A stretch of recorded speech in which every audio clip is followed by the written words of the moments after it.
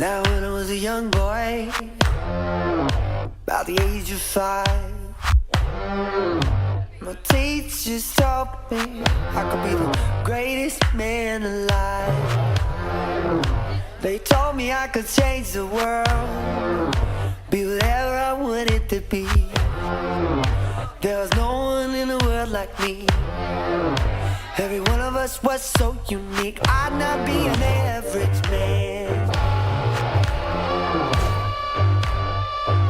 No, sir, I'd be no average man.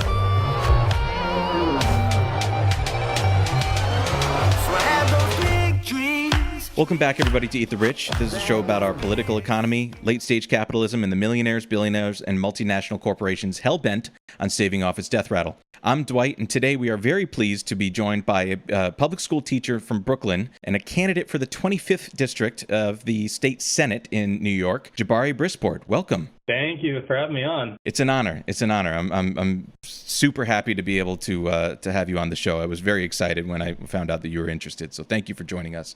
So tell us about your campaign, how you got to this point, a little bit about your background, and let's take it from there. Thanks, Dwight. So hi, everybody. Again, my name is Jabari Brisport, and I grew up in Prospect Heights, Brooklyn. Born in Bed-Stuy. Been in Central Brooklyn pretty much my entire life, and God, I'm just deeply frustrated with, what I see going on in the community. People just disappear. I mean, I remember there was this guy growing up with that ran a bodega. We called it the Green Store. And, man, he would always quiz me on, how much change I was supposed to get back whenever I bought soda or chips or anything. And it's crazy because I grew up and ended up becoming a math teacher after all his quizzes, my change. But in the mid-2000s, I came back from college one break, and the store was boarded up. I asked my dad what happened. He said this guy went back to Haiti because the rent was too high. And it happened like that.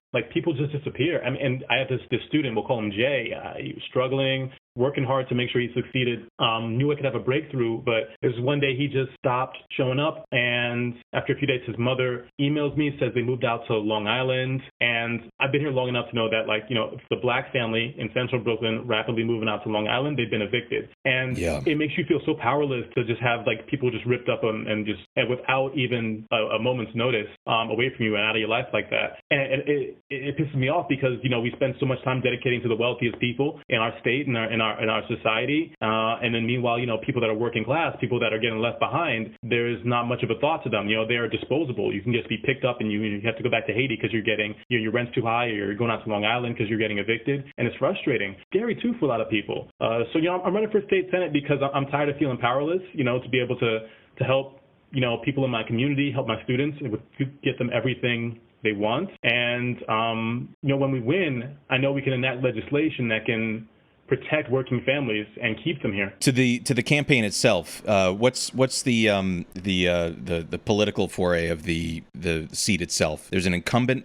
Are they retiring? Yeah. It's the incumbent's a woman named Velmanette Montgomery. She's been there for longer than I've been alive, and she is retiring. So I didn't mean to call her incumbent. I guess the outgoing state senator. She's retiring after a long 30 years, and now it's an open three-way seat between myself, a man named Jason Salmon, who was her former community liaison, and a woman named Tremaine Wright, who is an assemblywoman in Bed-Stuy right now. Right. Are there any Republicans running for this? I really doubt it. I mean, maybe in the general election, but I kid you not. When you look at the data for the voters, it's by the time you get to the general, it's 110,000 votes for the Democrat and 5,000 votes for the Republican. We don't play that in this part of Brooklyn. No. But also it speaks to the Democratic Party machine that is able to monopolize the amount of the people that are running and have been historically for these seats. That's true, right? And then if you control the primary, you basically control the election. Disgusting and anti-democratic, but here we are, and I'm super glad that you're running. Are you running on an explicitly socialist platform? Yeah, I mean, it's about, universal absolutist demands. It's a Holmes guarantee, for every single person. It is a Green New Deal for the state. It is Medicare for all. It is fully funding our public schools. It's mass decarceration.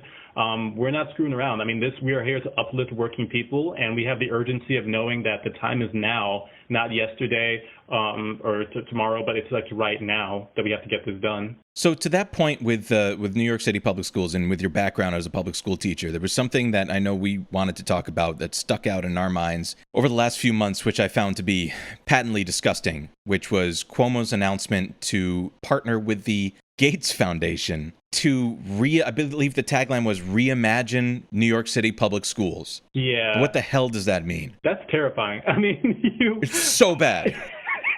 It's so bad. What does it mean? I know, and in the midst of a pandemic, right? It's like page one of disaster capitalism, like, oh, everyone is scared and like worried about where they're going to get their food from or, get their medicine from. And it's like now is the perfect time to swoop in and privatize a public service, right? And according to our governor. I can go on. First of all, let's talk about the Gates Foundation, like long history of privatization, investing money into things like, linking teacher evaluations to test scores, but also just like trying to reevaluate schools. They were behind the whole thing of like chopping up school buildings into like multiple smaller schools, which then started competing for funding and competing for resources and also just confusing the students and the administration and causing bloat and all that. And then they had this whole thing called Renaissance 10 in Chicago, which was a plan to like tear down and remake Chicago public schools. And they did it for about 6 years. The Chicago Tribune, after 6 years, ran a study on it showing that it had done like zilch to improve test scores amongst the students. But what it had done was led to an increase in gang violence because all these poor kids, these disadvantaged kids, have been like uprooted and moved around and rearranged and put in other underfunded schools or schools that were failing or overcrowded schools. It was just a mess.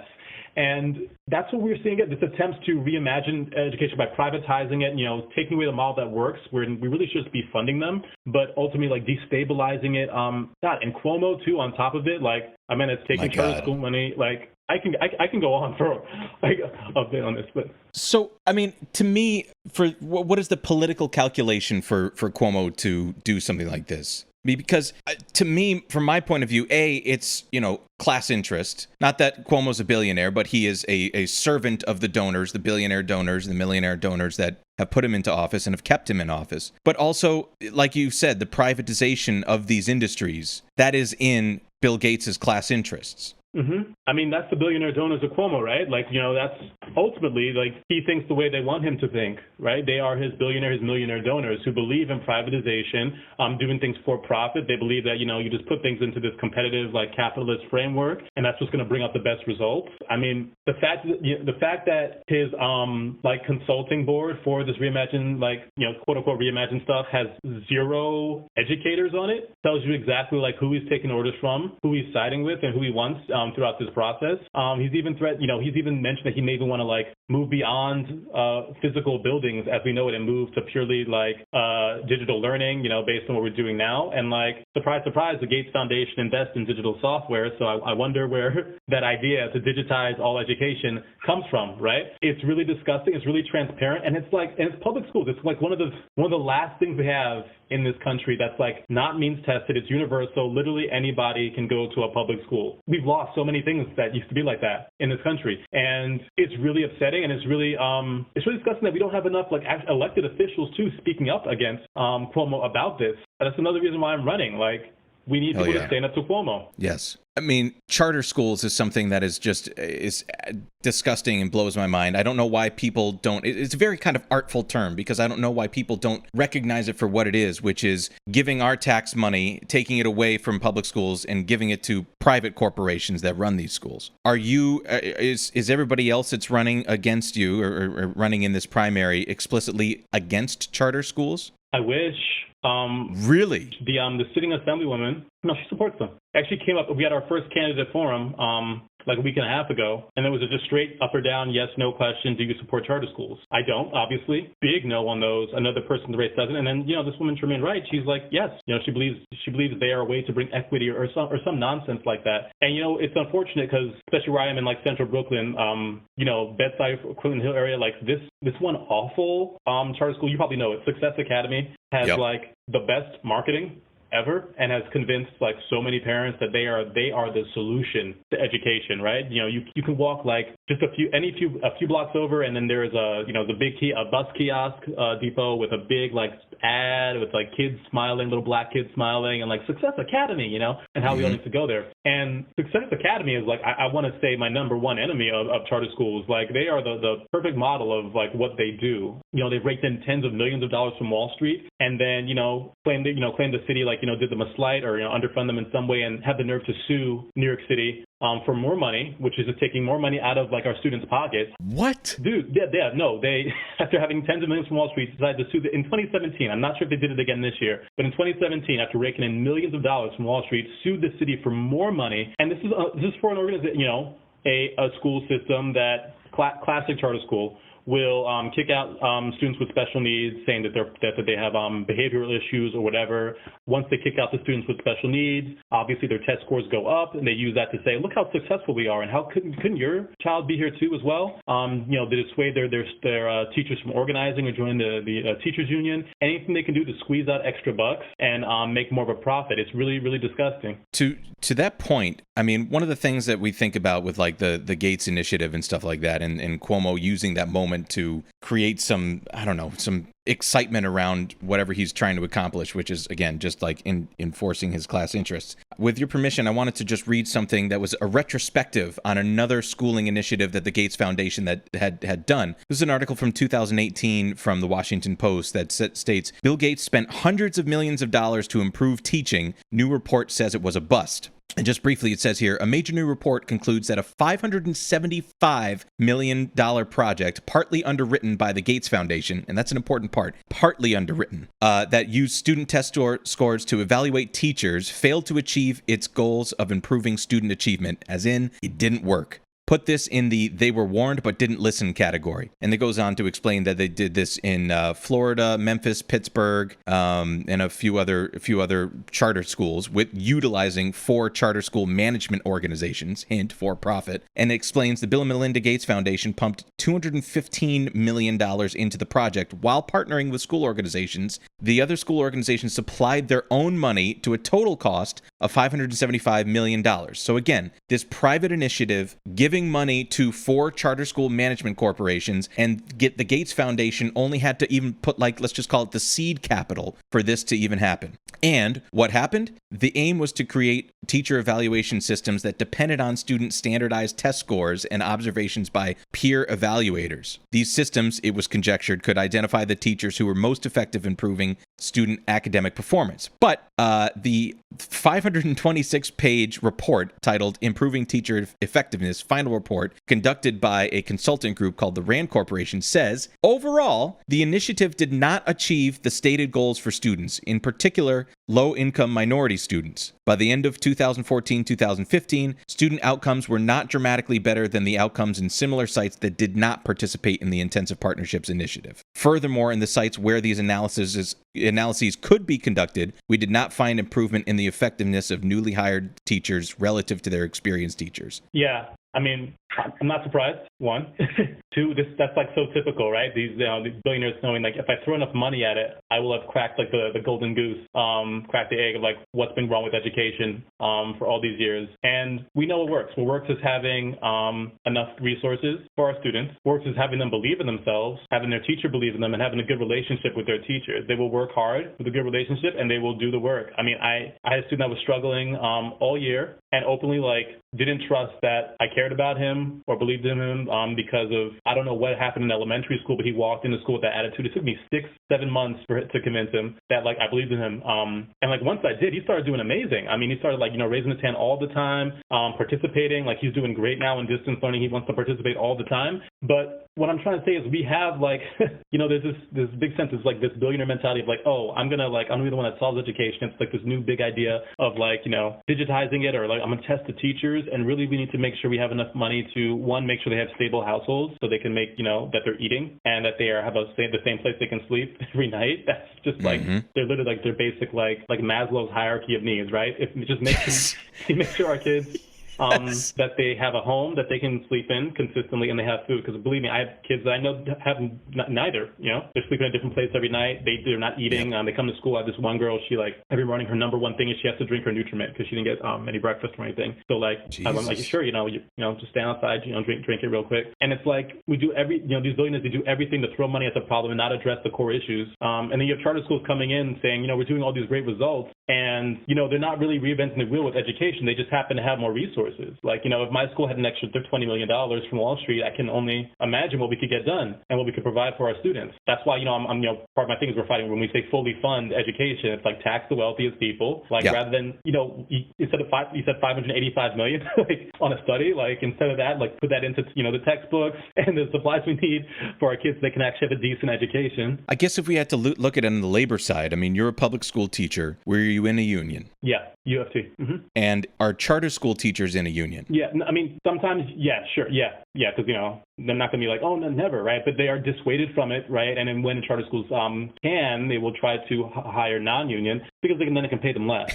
Exactly. The point of bringing in a for-profit corporation is for them to financialize the schooling apparatus, is for them to try to extract different portions of profit from it, if not just literally taking away taxpayer money to them in general, which is exactly what they're doing. Yeah. This whole it's honestly terrifying. One, the concept. Okay, so also my other problem, one of my many problems with Cuomo and this plan is this sense of trying to digitize everything. We have literally a model of what that's going to look like right now. 700, there's a sizable percentage of New York households that have no access to internet, right? So I have several students that I just have not seen since the lockdown, and the numbers we have for their parents don't work. Often what happens is because it was never a stable home. So I don't know where they are. I don't know if they're safe. I don't know what their situation is right now. And can you imagine extending this without an intended ending to that? There's just going to be this percentage of students that's just left behind. We won't know where they are because we're digitizing everything. That's really messed up. And that's also it's a slap in the face for working class parents. It's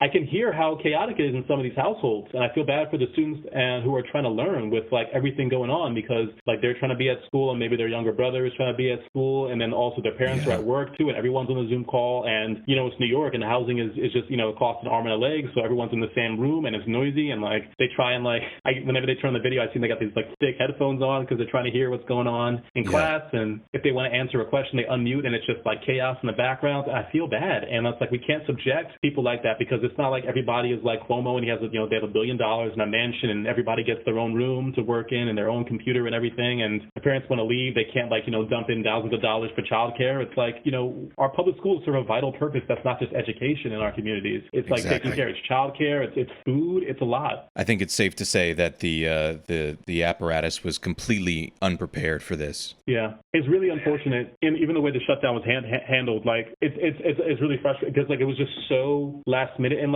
everybody knew that the schools were going to shut down eventually. We had so much data from other countries, other counties, other parts of the country. We were eventually at some point we'll shut down the schools. Let's do it in an equitable manner, a fair manner. Let's give people fair enough notice. The teachers union was do it now, do it now, do it now, just make the decision now. And then the mayor waited until the 11th hour, a Sunday afternoon before the week starts, to let everybody know that there's no school tomorrow indefinitely. People are scrambling. They don't know what they're doing.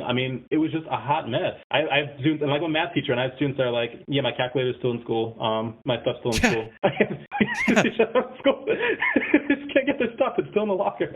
And have you noticed anything about the state of the mental health of your kids? You know what? They honestly, some are really struggling. I wanted to start just by saying how they give me hope because they're just their childlike excitement about the world, and honestly sometimes they make jokes about the virus, and it's so irreverent that I needed to hear it in the moment.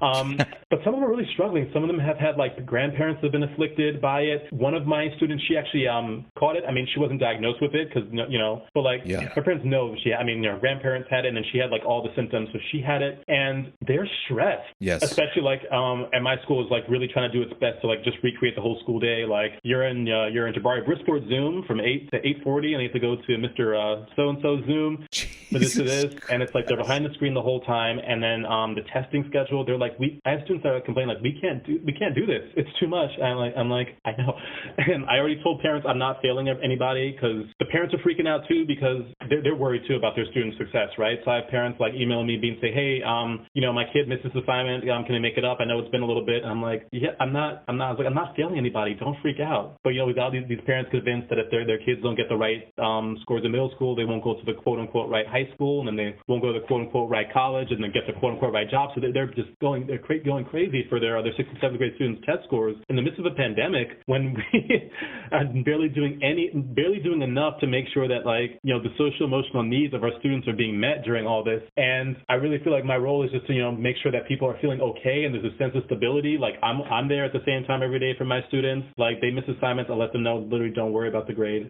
Really, truly, don't even. That should be the last thing. Like, are you showing up to class? Are you learning? Okay, it's good. But no, it seems like they're stressed, and they're living through a pandemic, and they're children, and it's really upsetting for me to know once again that I can't do enough as a public school teacher for them right now. But as a state legislator, I could help direct more resources to the most disadvantaged. Jesus. Thank you for sharing that. And I think I can probably speak for anybody that's listening right now that probably feels the gravity of it as much as I do. From hearing you explain this, we can't overstate enough how these kids need an advocate and need an avenue for them to advocate for themselves, because they are, and at least in my experience with, New York City public school kids, just inspiringly resilient. They really are. They're some of the toughest kids I know. I kid you not. These kids are tough as nails. I know. I grew up in Brooklyn too. I know, the hard edge it gives you. But, they're so fragile underneath, yeah? Especially, at that age, I teach 11 and 12-year-olds, and, they think they're grown. They're still kids. They're just kids that think they're grown. So, the stuff that comes out of their mouths, once the final day, the school bell rings and they're outside, I'm like, who taught you that word? But, but they're also just still so fragile. They need our support. Yeah, they need our support. Listen, I want to be cognizant of your time. I wanted you to have time to get down to to Barclays. Can you tell us about some specific dates that are coming up? When's the primary? How can people vote for you? How can they find out if you're in their district? And importantly, how can they donate to you and check out your campaign platform? Thank you so much, Dwight. The election is June 23rd. Early voting begins about a week prior, and mail-in voting is before that. If you want to send in an absentee ballot, every single New Yorker can do that because of COVID, and people don't need to risk infection if they don't want to. So you can request an absentee ballot at nycabsentee.com/absentee. And then in terms of learning more about the campaign, again, my name is Jabari Brisport. The website is jabariforstatesenate.com. You can go literally on the front page is a map of the district that you can go see if you're in it. You can see more about the platform. I care about a lot of things besides education, even though that's a top priority. And you can donate or volunteer from the website there as well. And, we're 3.5 weeks out, and there is an urgency whether or not we have a Democratic Socialist, a public school teacher, and a proud union member in Albany. Hell yes. Thank you so much for being on the program, Jabari. I really appreciate you joining. Thanks. Stay cool, everybody. Thanks.